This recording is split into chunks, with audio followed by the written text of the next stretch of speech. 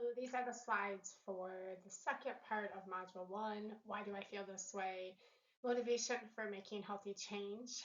So we're going to go through this just to kind of get a better idea of what kind of things motivate us as humans. So after the chapter book reading, you should be able to distinguish the difference between self-acceptance, self-esteem, and achieve self-esteem. Identify elements of trans-theoretical model of behavior change and self-determination theory of change.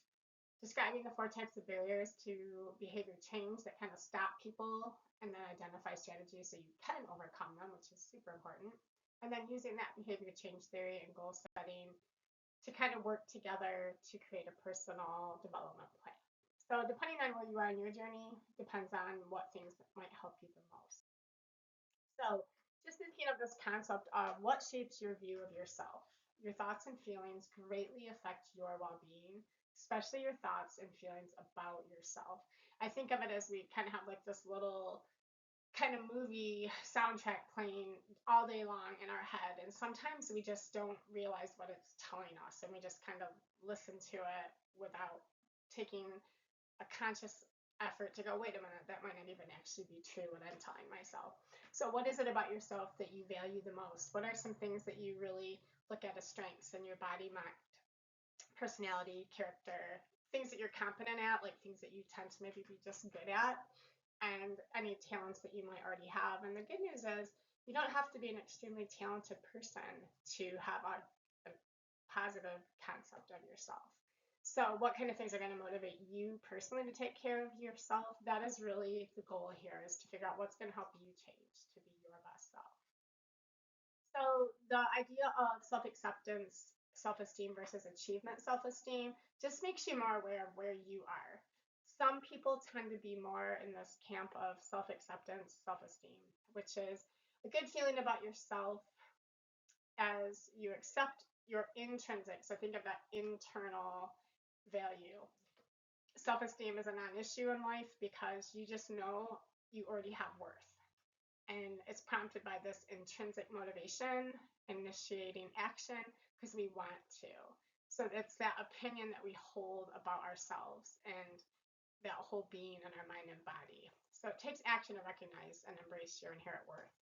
So we have this idea of achievement self-esteem, which is a good feeling about yourself that comes from others.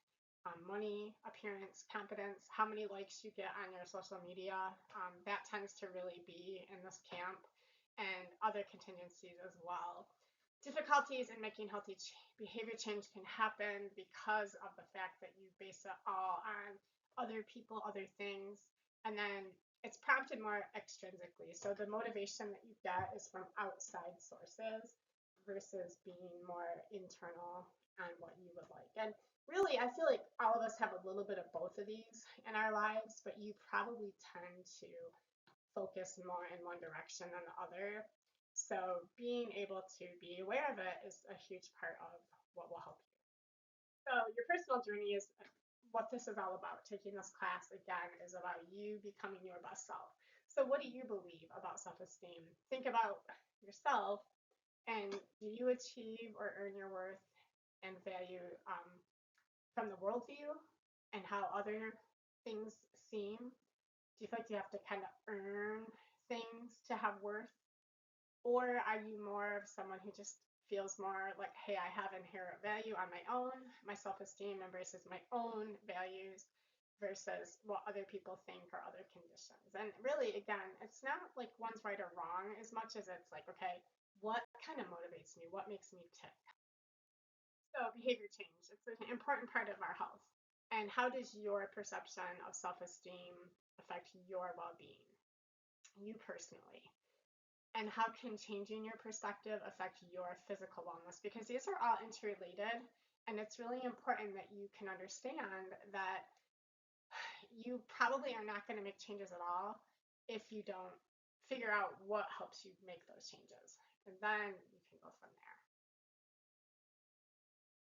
So there's different.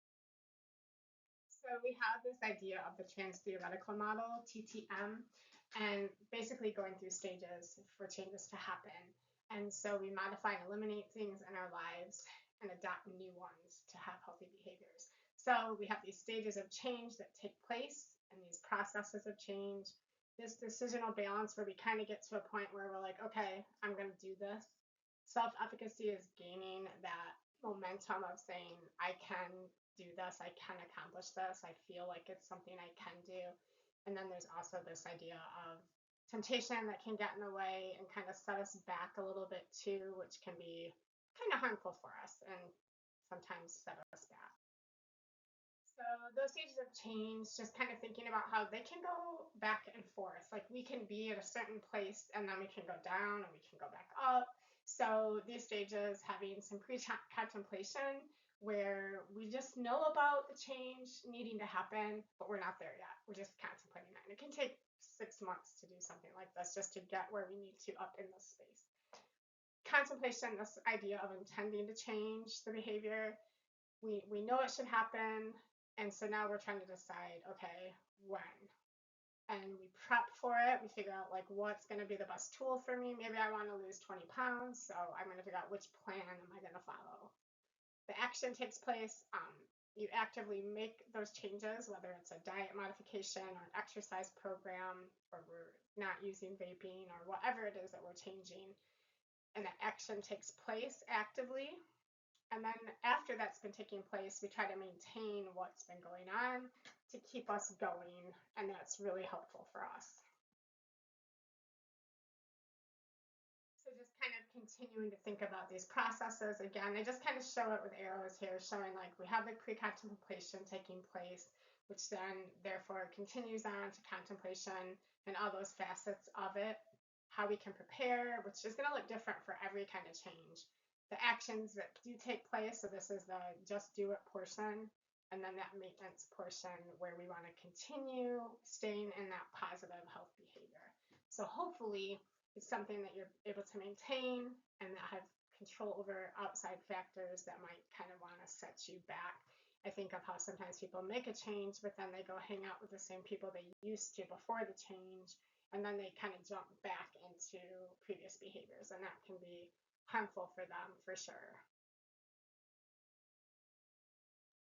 So just looking at some of those boxes kind of broken down a little bit more, the decisional balance is weighing out advantages and disadvantages of making those changes. And you get to a point where the advantages outweigh the disadvantages. So maybe you're trying to decide to stop vaping and you really know that you're starting to have health issues from it. So you start to realize that even though it's easier just to vape for you because it's something you're used to, you realize that you're causing harm and it's just starting to overtake. The idea is going to like become more important for you to actually stop. So give your own healthy living an important amount of consideration now versus just like existing. You're thinking about what I'm doing is contributing to my health. Self-efficacy, again, is that confidence. You adapt this behavior, you realizing I can do this, I can stick to it, and your confidence just goes up throughout time. But again, temptation does creep in sometimes, and this is that degree to which the desires for unhealthy behaviors emerge in a difficult situation. And the good news is, over time, that item can become less of an impact to where you feel like you're going to backslide. So alcoholism is an example. Like sometimes over time, that person might still want the alcohol, but it gets less and less likely that they want to give into that temptation, and they might have some more tools that are helping them stay on the right track. So then another idea is the self-determination theory of change. Um, so these three needs are together developed in supportive environments, enhancing the acquisition of a long-term healthy behavior. So this is this belief that humans have natural, intrinsic tendencies to make healthy and effective choices. Autonomy, you're in charge of your choices. You accept that, yes, this is my responsibility. It's not my parents, it's not my friend or my significant other. It's my decision to do this. Competence, you have the confidence to do this and make those changes, and you feel like you can do it. And then that relatedness.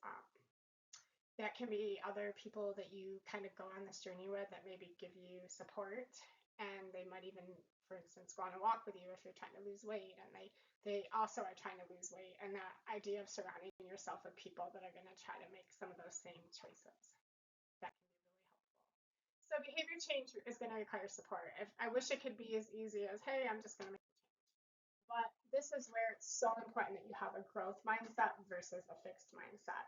And a person who has that growth mindset, you're going to believe, hey, new learning, new items are going to help me change, and I can get better at something.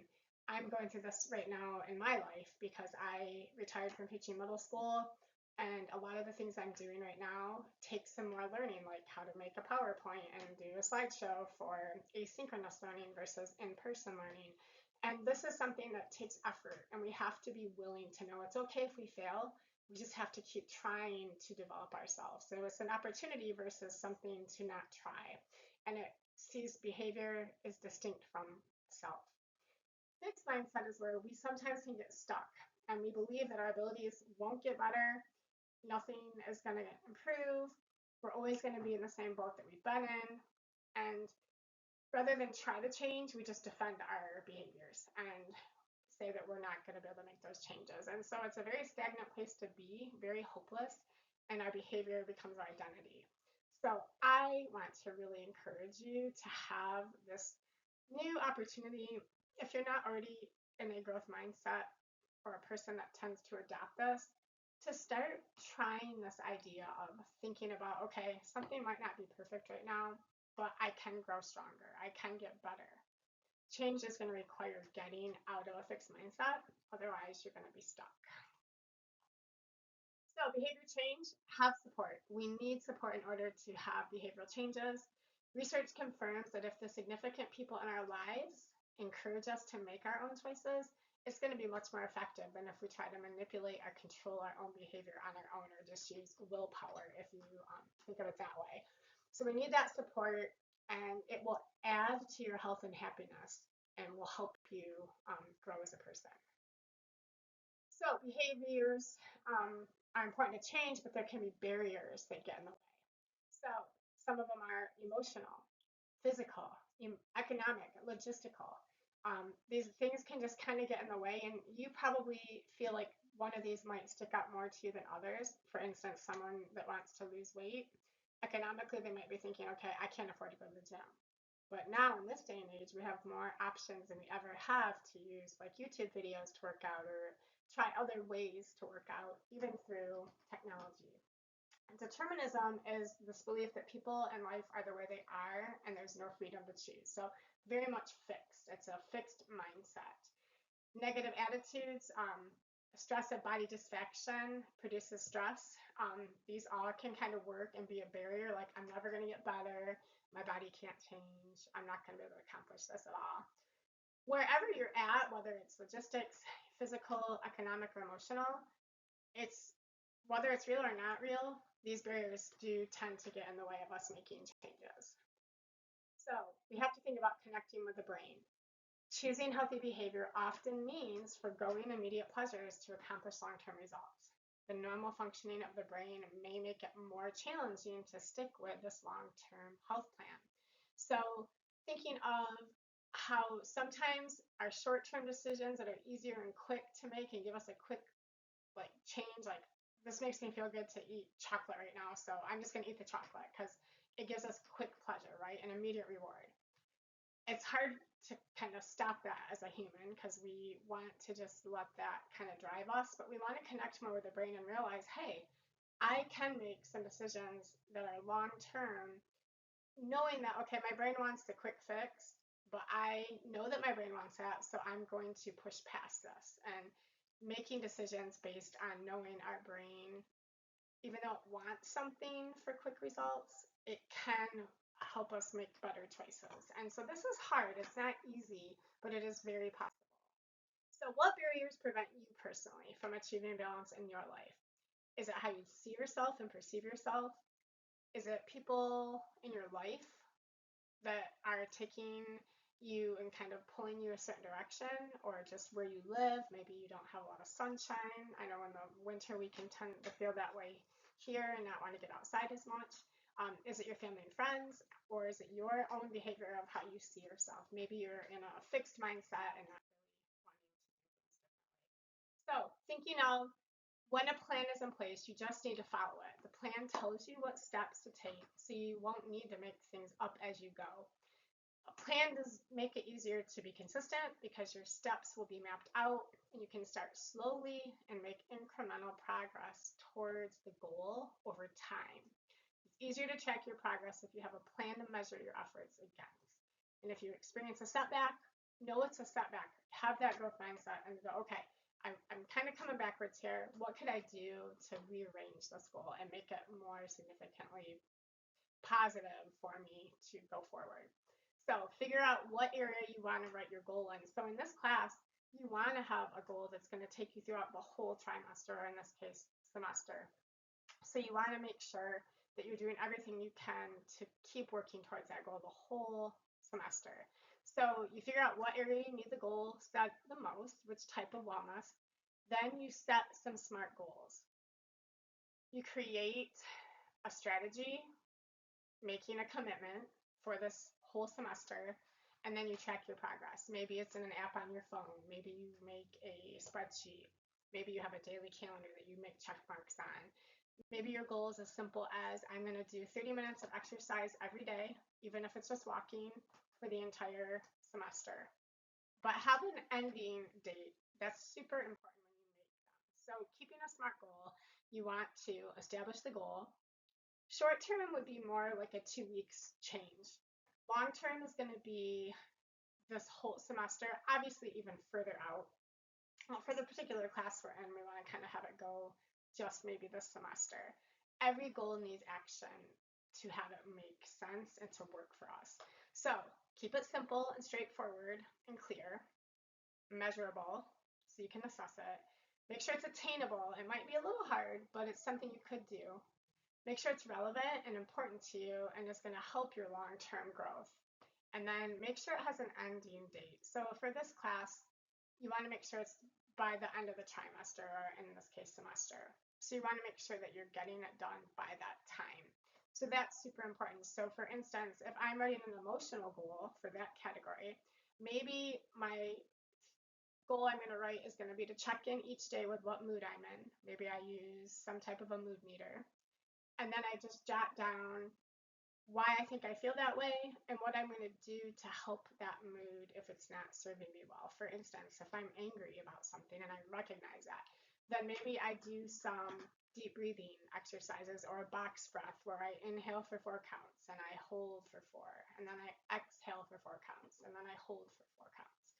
And that might be something that I can go towards doing so I have some tangible way to do something positive with whatever is in my emotional capacity. So if that was your goal, you could check in each day, decide where your mood is, do some activity that's mindful to help you with where you're at, and track it each day and do that throughout the whole semester. And that would be something that could be realistic and helpful to you, relevant, attainable, etc. So what is an example of a long-term SMART goal? What is an example of short-term? A long-term SMART goal could be, I will lose 10 pounds by the end of the semester. Whereas a short-term SMART goal might be, I will lose a pound in 2 weeks. It helps you get towards a long-term goal, or it could be as simple as, I'm going to exercise every day for 30 minutes throughout the entire semester. My short-term goal might be to look up one different workout each day on YouTube to help me go towards that long-term goal of working out every day. So that would only be for about 2 weeks though. So moving forward, you want to first of all just recognize, hey, what are my barriers? What gets in my way to make changes so that I can start to make changes that will enhance positive, healthy living. Understanding how my self-esteem works and it's dependent on meeting conditions important to me. We're all kind of wired differently. Each person has inherent value. Is my self-esteem embracing that, or am I more into that camp of the things that are around me kind of influence me more? So If you have a fixed mindset, what will you do to move forward towards a growth mindset? And recognize the stage of change in which you find yourself regarding behaviors and maybe where you're at in a certain behavior you want to change now, and developing and carrying out your plan for change. You want to make a plan and you want to enlist support because you really need other people and not to do it just on your own. So these are all things to kind of consider because we want you to have confidence that you are able to be a good influence to help others make positive changes in their lives. So going forward, I hope you are making some positive changes that will help you.